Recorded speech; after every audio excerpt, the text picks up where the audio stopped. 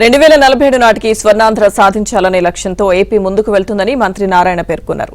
రాజస్థాన్ జైపూర్లో పర్యటిస్తున్న ఆయన 12 Asia Pacific regional circular economy forum సదస్సులో స్వచ్ఛాంధ్ర కార్పొరేషన్ చైర్మన్ పట్టాభిరామ్తో పాటు ఆయన పాల్గొన్నారు.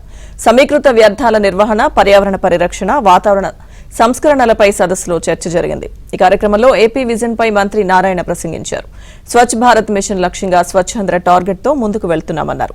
పరిశుభ్రత, పర్యావరణ సమతుల్యత, సమగ్ర ఆర్థిక వ్యవస్థ స్వచ్ఛాంధ్ర లక్ష్యాలుగా ఆయన తెలిపారు.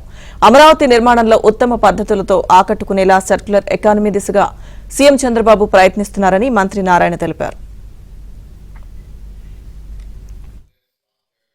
Andhra under the leadership of our Chief Minister Sri Nara Chandrababu Naidu Garu is now achieving impressive goals to the rate, and its new capital Amaravati is taking wings.